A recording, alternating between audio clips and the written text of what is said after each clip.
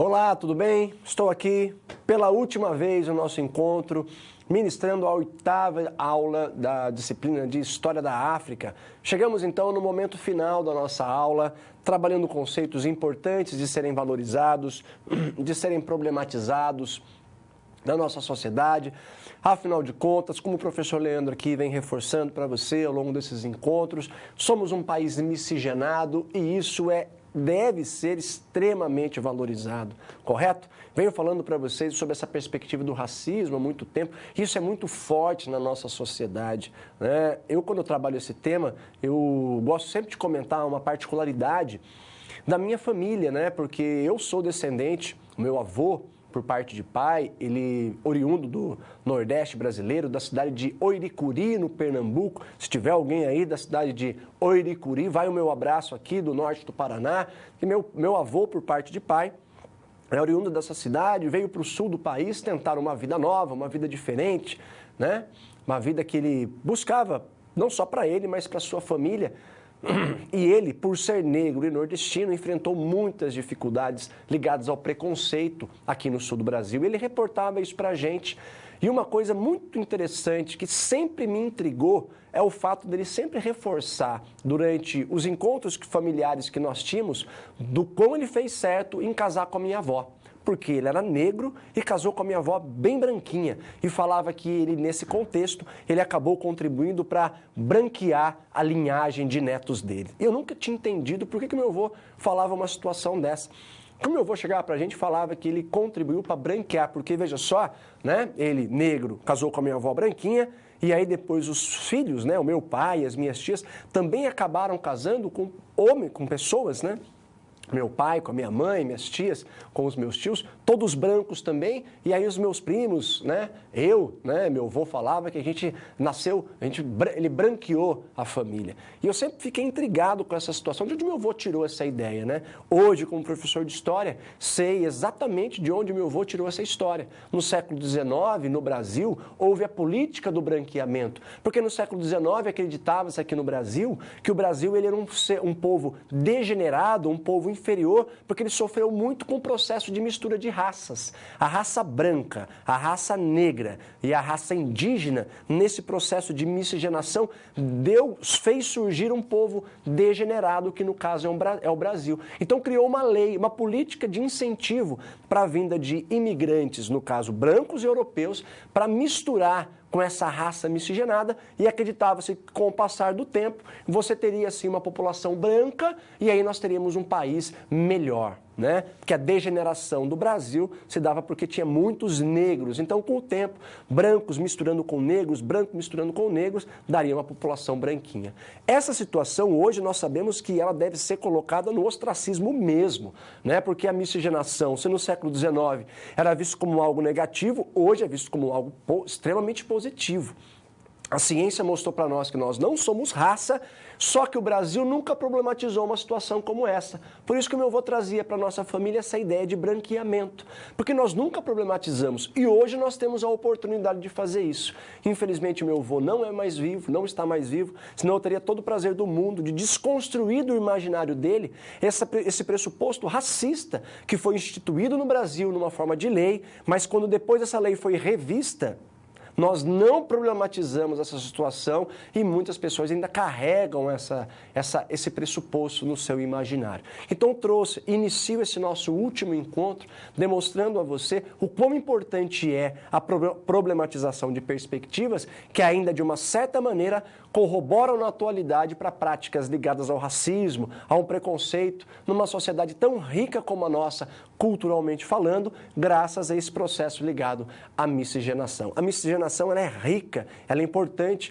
e a nossa sociedade é uma sociedade de destaque mundialmente falando, porque passou por esse processo de mistura de povos de diversas partes do mundo. Isso é rico e deve ser sempre valorizado por nós, correto? Retornando ao slide, vamos então contextualizar um pouquinho do que nós vamos ver nessa última aula. Primeiro ponto, Companhia Holandesa das Índias Ocidentais e os boeres. Vamos falar um pouquinho desses boeres. Quem eram os boeres lá no sul do continente africano?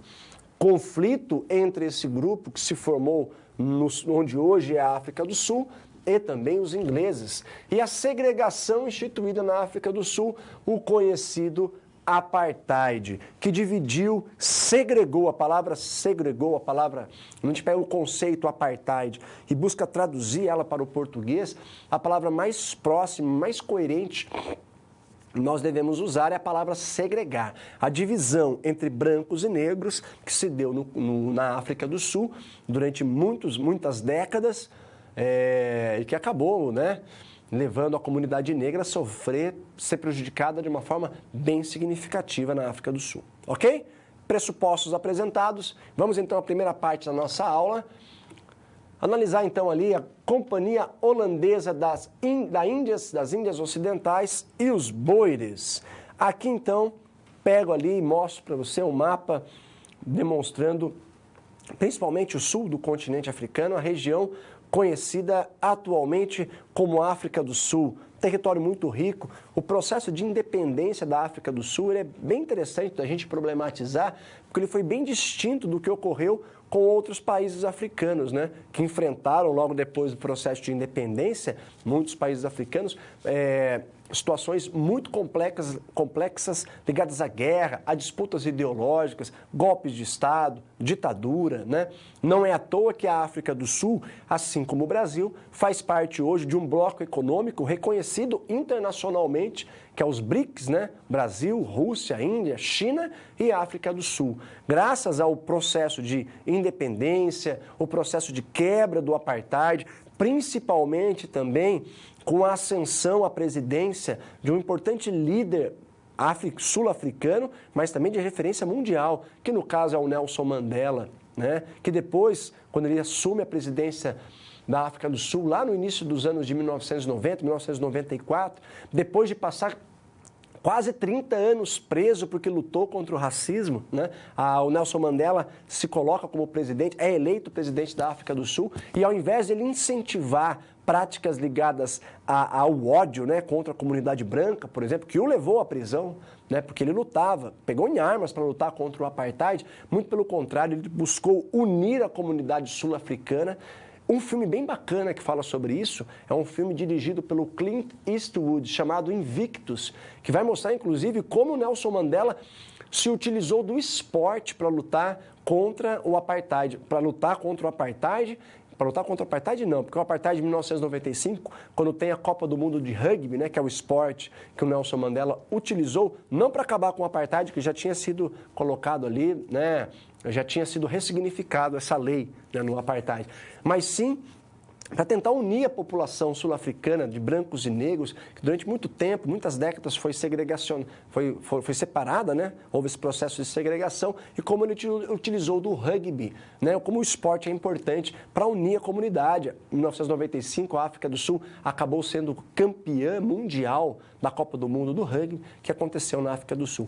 Em 2010, teve a Copa do Mundo da África do Sul também, tivemos a oportunidade de conhecer um pouquinho mais sobre esse país muito rico e muito importante, de referência para o mundo, Retornando ao slide, vamos então para a primeira parte da nossa aula. Vimos ali um pouquinho, Já estamos na primeira parte da nossa aula. Estamos vendo aqui então o mapa da África do Sul. E aqui fiz questão de citar para vocês, alguns grupos étnicos que se fizeram presentes e até os dias atuais fazem presentes na África do Sul.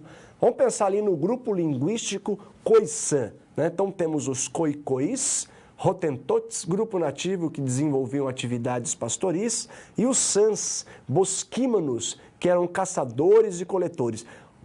Temos também povos agricultores de língua banta, do grupo linguístico banto, já falamos um pouquinho da migração banto também. Temos os Negunis, Xhossas, Zulus, Suazes e Nedebeles.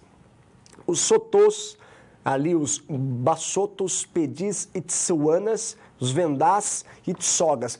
Quantos grupos étnicos, quantos grupos linguísticos presentes ali no sul do continente africano, na região onde hoje é nomeada como África do Sul. Até hoje, muitos desses grupos estão lá presentes, sobrevivendo, vivem em um território geopoliticamente recortado, porém convivem entre si falando o seu próprio dialeto, muitas vezes, né? É o caso, por exemplo, do próprio Nelson Mandela, que pertencia a um grupo étnico específico, tem o seu próprio nome, né?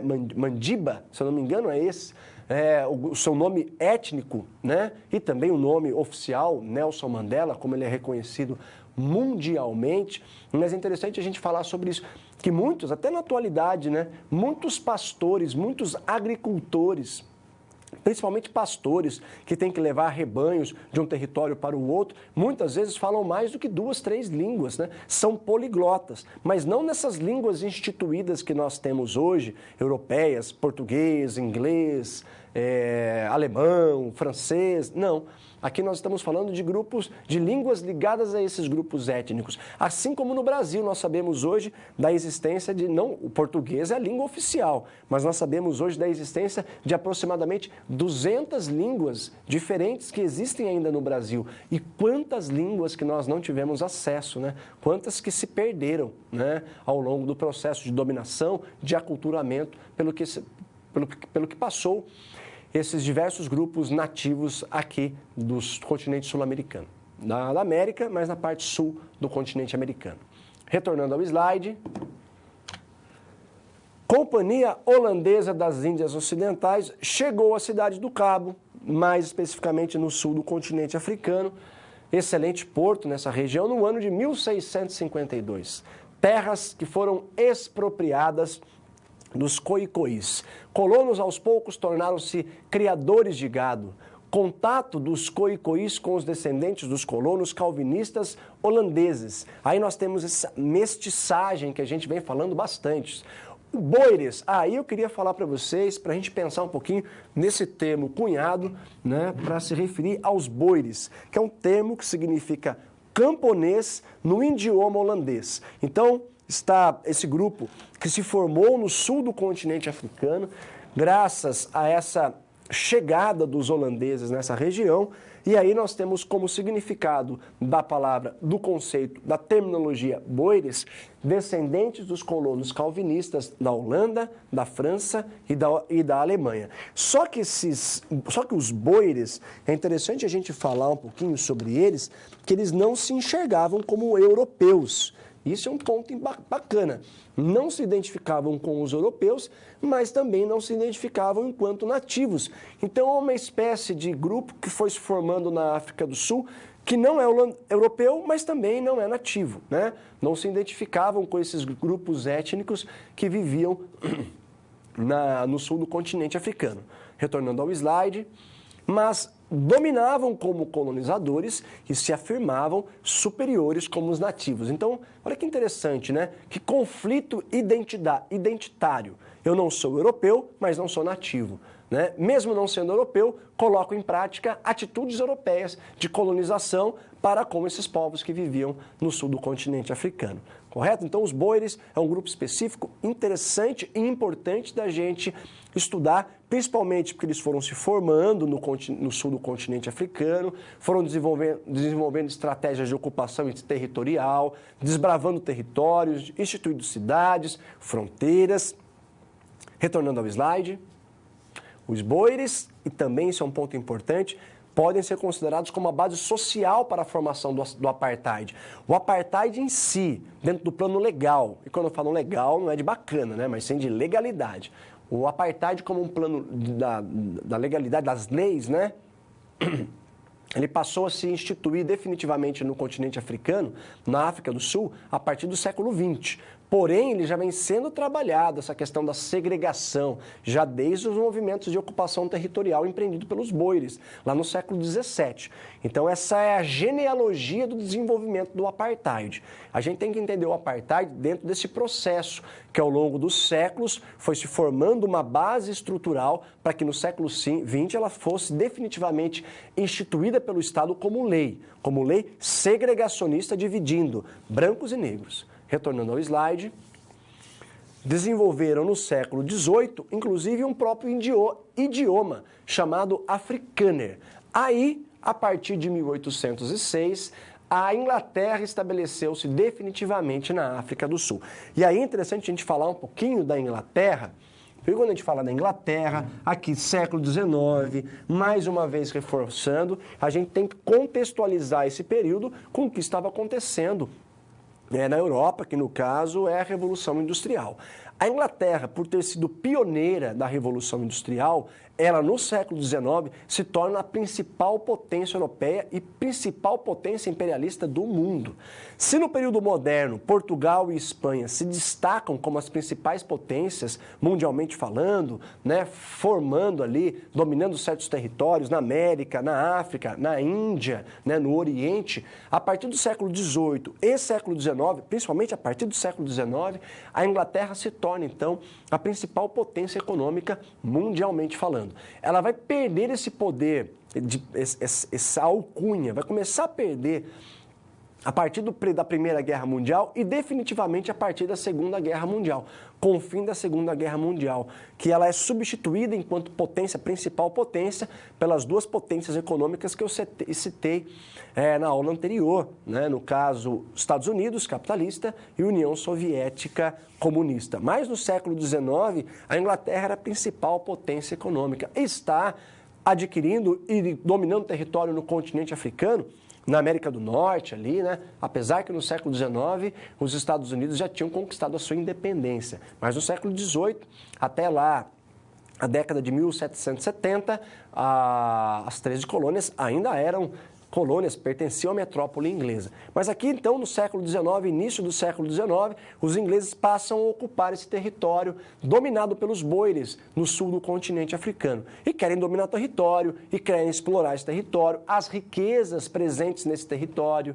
né, principalmente as riquezas ligadas a metais e pedras preciosas, e os boeres não querem dividir esse controle territorial. Querem para eles, afinal de contas, eles estão ali há um bom tempo, desde o século XVII, como eu mostrei para vocês recentemente nos slides anteriores. Retornando ao slide, parte 2. Se a Inglaterra começa a tentar dominar territórios que já são de domínio dos boeres, nós temos o conflito surgido entre boeres e ingleses.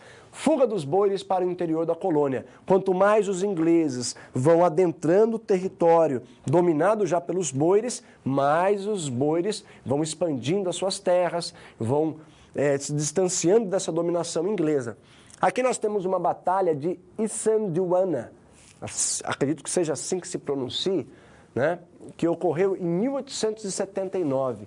Exército britânico, e aqui eu fiz questão de colocar essa batalha, porque o exército britânico, pela primeira vez, né, sofreu na sua primeira investida a pior derrota em uma batalha contra um grupo nativo e com inferioridade de tecnologia. Eu gosto sempre de trabalhar essa questão de tecnologia de uma forma ampla, né? Normalmente, na atualidade, a gente entende tecnologia vinculada aos aparatos tecnológicos virtuais que cabem na palma da nossa mão ou no nosso colo, como tablet, computador, notebook, celular. Enfim, mas tecnologia a gente tem que sempre pensar ela de uma forma ampla. No Neolítico, no Paleolítico, né?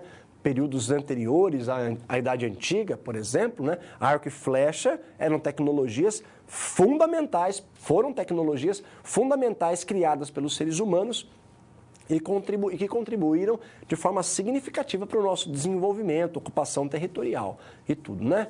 Quando a gente fala, então, em tecnologia, nesse caso, a gente está falando que os ingleses tinham um aparato bélico muito significativo, armas muito poderosas, né?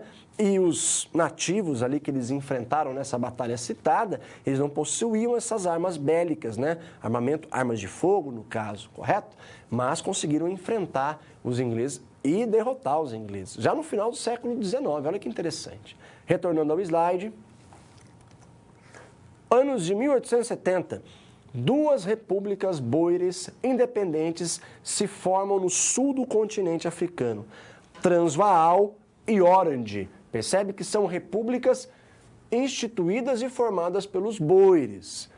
Territórios ingleses, Cabo e Natal. Então, os ingleses, dominando esse território ao sul do continente africano, também querem ocupar esses territórios do Transvaal, territórios do Orange, que eram de domínio boeres. Outros territórios que eram de grupos africanos também e que eram de interesses tanto dos boeres quanto dos ingleses. Aí nós temos a descoberta de minas de diamante na Griqualândia Ocidental em 1867, que acabou originando a Primeira Guerra Anglo-Boer. O governo inglês, em 1877, anexou o Transvaal, pertencente aos boeres, à colônia do Cabo, e ali temos contendas entre ingleses, pedis, zulus e boeres, grupos étnicos nativos da África, os boeres, que são descendentes diretos desses holandeses, desses calvinistas que vieram para o sul do continente africano. E em 1887, descobertas de minas de ouro no Transvaal acabam dando margem para que essas guerras, esse confronto entre ingleses, boeres e grupos étnicos ali do sul do continente africano, só acirrasse, só aumentasse cada vez mais. Retornando ao slide. Segunda Guerra Anglo-Boer, aí nós temos o ano de 1889, 1902, os boeres perderam a guerra e as repúblicas do Transvaal e de Orange foram anexadas às colônias do Cabo e Natal, que eram territórios ingleses. Então é interessante a gente pensar que a África do Sul, pensar de uma forma pontual, nesse território, na África do Sul, interessante a gente pensar nesse conflito que se deu entre os boeres e os ingleses. Os ingleses, europeus, os boeres, descendentes diretos dos europeus, que foram se desenvolvendo, foram se formando no sul do continente africano, desenvolveram uma língua própria, o africâner, tinham uma perspectiva cultural própria, não se identificavam com os europeus, enfrentaram os europeus representados pelos ingleses. Isso é um ponto importante da gente problematizar, perderam territórios, mas criaram as bases, e isso é um ponto interessante de destacar, criaram as bases que no século XX deram margem e reforçaram as práticas ligadas ao racismo do apartheid, a segregação do apartheid, que a gente vai ver agora no terceiro momento da nossa aula. A segregação instituída na África do Sul, apartheid. Lembrando, segregação, divisão. E quando eu coloco aqui que ela foi instituída, eu quero dizer que ela foi instituída no plano, como eu já disse anteriormente nessa mesma aula, que ela foi instituída num plano legal, de legislação. Uma legislação foi criada, para que a segregação acontecesse na África do Sul, fosse colocada a cabo, correto? Mais uma vez, importante destacar que mesmo com a segregação criada, legalmente criada, comentei no início desse nosso último encontro sobre a lei do branqueamento, a política do branqueamento no Brasil, da mistura de raças como uma coisa negativa. O apartheid, ele buscava um dos princípios, dentre vários princípios, mas tinha como princípio, dentre vários princípios, você eliminar o contato, a possibilidade do contato entre brancos e negros no que diz respeito ao casamento, por exemplo, para que uma mistura acontecesse, Então, impedia que essa mistura acontecesse entre brancos e negros dentro de uma forma legal. Legal, mais uma vez reforçando, dentro do plano da legislação instituída. Retornando ao slide, 1910 surge a União Sul-Africana, que em 1960 foi proclamada República da África do Sul.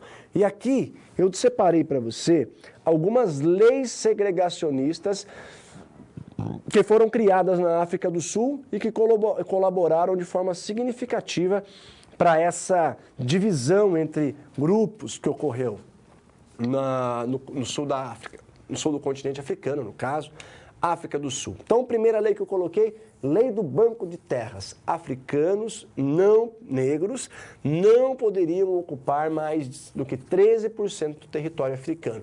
E aqui é interessante eu ter colocado aqui, Professor, por que você colocou africanos negros? Quando a gente está falando da África do Sul, muitos africanos, até hoje, é interessante falar sobre isso, muitos africanos, sul-africanos, não são negros, não necessariamente são negros, Por mais incrível que pareça, é importante reforçar essa questão.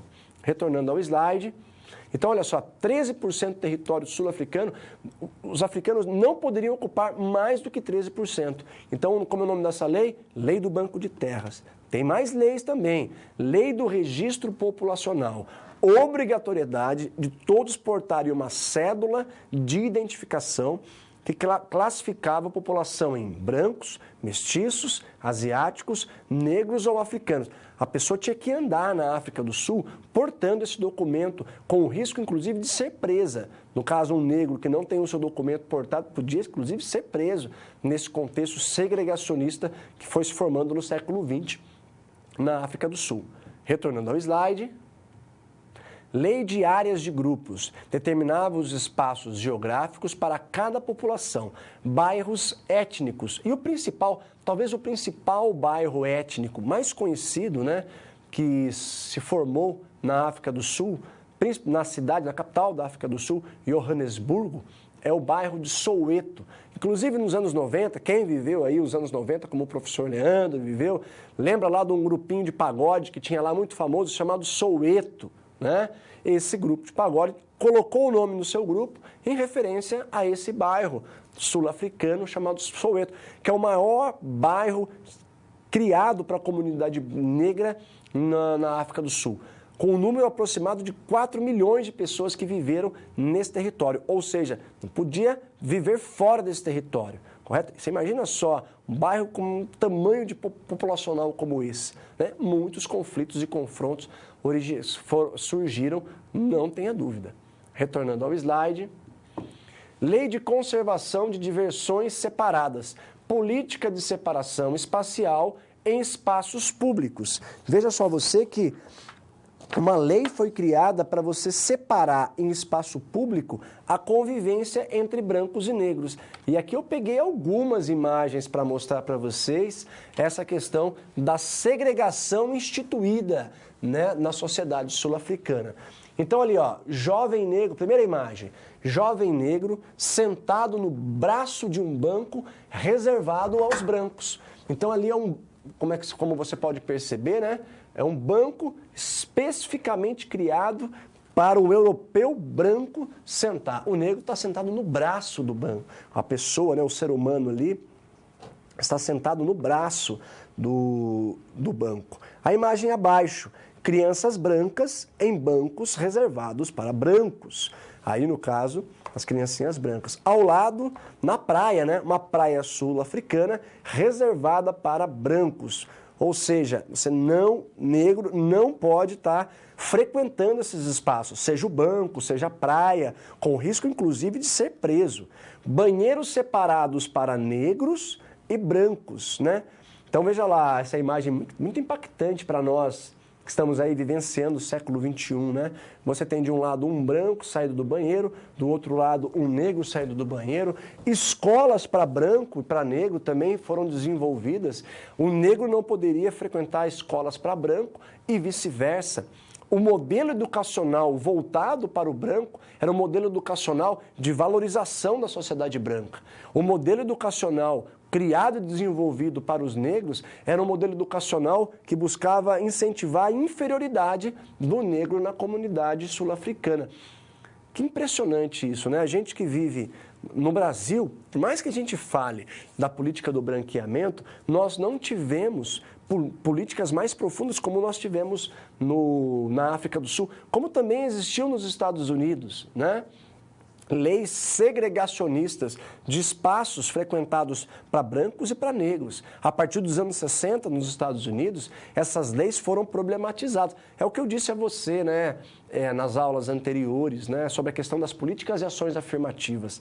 Na África do Sul, quando você tem o fim do apartheid, você teve políticas e ações afirmativas sendo colocadas em prática, né, para você ressignificar esse passado dessas imagens que eu mostrei para você. No Brasil, as políticas e ações afirmativas, elas são recentes. Por isso que a gente tem que sempre valorizá-las, para que um dia, de repente, elas deixem de existir. Mas, por enquanto, elas precisam ser valorizadas e muito, né, para reparar essas questões históricas que nunca foram problematizadas.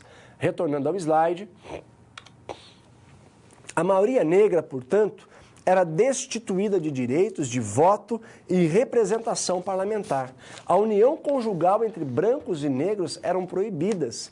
Racismo na África do Sul era legal e estava na Constituição. Mais uma vez, quando eu falo assim na palavra legal, é na palavra da legalidade. Leis foram desenvolvidas e criadas para ratificar as práticas do racismo, né? E quando leis são criadas para ratificar as práticas do racismo, a população compra essas leis, reproduz essas leis, e se elas não forem problematizadas, elas vão sempre estar presentes. E a importância, né, da instituição por parte do governo de leis que visam, que tem por princípio ressignificar certas práticas. E aqui eu vou apresentar uma lei, né, uma ideia que foi criada que não tem a ver muito com o racismo, mas tem a ver com uma tomada de consciência, como importante é, que é a política desenvolvida no Brasil, as políticas desenvolvidas nos últimos anos do Brasil, para você ressignificar a ideia de você ser um fumante, né? Olha que interessante, há 30 anos atrás aproximadamente,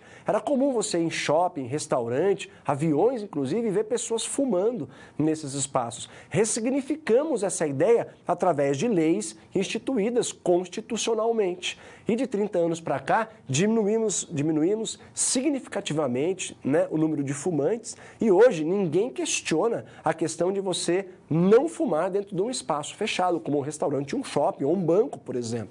Então é preciso sim que políticas sejam criadas para que a gente ressignifique o nosso imaginário e passe a colocar em funcionamento outras práticas sociais dentro da questão do hábito de fumar, mas também da questão ligada às práticas racistas na nossa sociedade. Retornando ao slide, os boeres monopolizaram os aparatos do Estado e impuseram um regime segregacionista ao negro, que passou a ser problematizado a partir do final do século passado. Protesto do movimento nacional negro sul-africano, 21 de março de 1960, contra a lei do passe. Olha lá, em 1976, revolta em Soweto, o bairro que eu comentei com vocês, contra o regime segregacionista. A política segregacionista passou a ser condenada pela União Pública Internacional. Então, mundialmente falando, muitas nações passaram a problematizar, a criticar, a criar, inclusive, embargos econômicos para com a África do Sul, forçando a África do Sul a rever as suas práticas ligadas ao apartheid, as suas práticas segregacionistas que ainda se faziam presentes em pleno século XX. Retornando ao slide, muito se fala do Nelson Mandela como um importante líder e deve ser sempre referenciado inclusive por nós, mas também nós temos que destacar a figura do presidente Frederic Leclerc, que em 1990 já inicia o processo de desmantelamento do sistema do apartheid. Frederic Leclerc, lá no início dos anos 90, Nelson Mandela, em 1994, foram figuras importantíssimas no processo de quebra do regime segregacionista sul-africano, e não é à toa que ambos, né, tanto Mandela quanto Frederic Leclerc, dividem o Prêmio Nobel da Paz, porque essa questão da problematização do apartheid, né, colocada em prática pelo Nelson Mandela, se inicia ali com o governo de Frederic Leclerc, por isso que ambos dividem o Prêmio Nobel da Paz, porque eles buscam quebrar e colocar, né, eliminar por definitivo essa política segregacionista presente durante décadas na África do Sul, colocam isso de uma forma pacifista, vamos assim dizer, né, evitando que com um conflito étnico, evitando que conflitos entre brancos e negros surgisse, como por exemplo o que aconteceu, como se tem na aula passada, no país Ruanda, né, entre Hutus e Tutsis, que levou à morte de aproximadamente 800 mil pessoas. A África do Sul não vivenciou isso porque buscou ressignificar a sua própria história, quebrando barreiras legais, né, problematizando essas questões ligadas à segregação vinculada ao apartheid. E aqui, para finalizar a nossa aula, partimos para o nosso último slide. Vamos ali problematizar uma situação-problema, falando um pouquinho daquela estudante universitária que vimos na aula passada, Luísa, uma estudante universitária que se matricula em um curso de inglês para aprimorar o seu idioma. Nesse curso, conhece Agostinho, um rapaz que vinha de uma cidade abastada de Maputo, capital de Moçambique.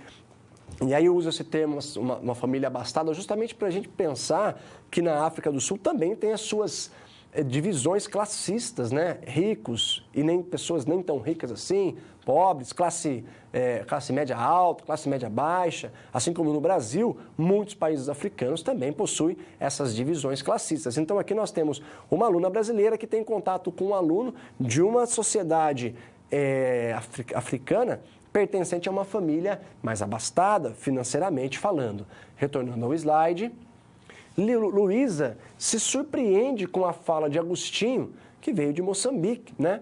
Referindo-se ao seu próprio povo como ignorante e atrasado. Chamar os africanos de ignorantes, atrasados, por não saberem se comportar como os europeus, parece não condizer com a proposta de identidade da nova África. E essa questão, essa proposta de identidade na nova África é justamente para valorizar essa cultura étnica, né? Essa cultura étnica que foi desvalorizada durante todos esses processos que a gente vem analisando ao longo desses nossos encontros. Retornando ao slide, o colonialismo marcou profundamente a identidade de Agostinho, afastando-o de uma identidade negra africana.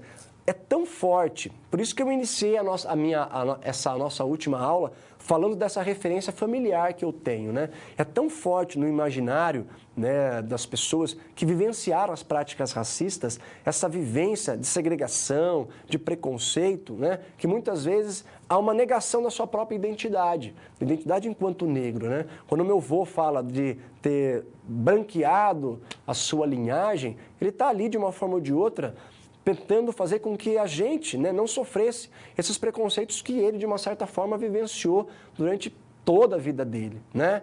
Ser negro, ser nordestino no Brasil, migrante nordestino, né? Ele que veio tentar a vida no sul do país, foi uma forma, vivenciar essas práticas preconceituosas, marcou muito o imaginário do meu avô, assim como marcou muito também o imaginário de muitas pessoas no continente africano, como é o caso dessa personagem que eu citei aqui, né, que não se identifica com os valores étnicos africanos, mas sim com os valores étnicos, os valores sociais e culturais europeus, né? Retornando ao slide, já chegando a uma problematização final, na comemoração da Semana dos Povos Africanos, a universidade em que Luiz estuda promoveu uma exposição preparada pelos estudantes africanos. Até onde vai o pertencimento a uma etnia e ao pertencimento a uma nação africana? Existem duas maneiras dos africanos se identificarem na atualidade. Uma é pela sua nacionalidade, eu sou sul-africano, eu sou moçambicano, eu sou angolano, e a outra é pela sua especificidade cultural de sua etnia. Afinal de contas, como o professor Leandro vem falando para você ao longo desses nossos encontros, se nós temos os países africanos divididos geopoliticamente falando, é sempre interessante a gente falar que nessas divisões geopolíticas tem também a sua complexidade étnica. Grupos que são amigos, parceiros históricos, outros que não são tão parceiros e amigos históricos assim, muitas vezes inimigos, como é o caso dos Hutus e Tutsis, que a gente viu no ano de 1994, que entraram em confronto entre eles próprios, e isso é tão importante a gente valorizar, justamente para a gente problematizar e reforçar o quão válido é a gente destacar essa complexidade, essa heterogeneidade que classifica, que demonstra que é característica marcante do continente africano, o continente que eu mais uma vez reforço para você, deixou marcas profundas na nossa história e até hoje, se nós somos o que somos, devemos não só aos nativos que aqui viviam antes da chegada dos europeus, não só aos europeus, mas também devemos muito aos diversos grupos étnicos que vieram para cá de uma forma forçada durante o processo da escravidão, do transporte ilegal de seres humanos da África para a América, mas que hoje enriquecem muito a nossa sociedade, a sociedade brasileira. correto? Agradeço demais a atenção disponibilizada ao longo dessas nossas aulas. Espero que eu tenha contribuído bastante para a sua formação enquanto estudante, porque que também contribua para essa desconstrução de perspectivas preconceituosas e racistas que ainda se fazem presentes na nossa sociedade, mas que podem sim e que vão ser, assim eu espero, ressignificadas com o tempo. Até uma próxima oportunidade. Me despeço aqui de você.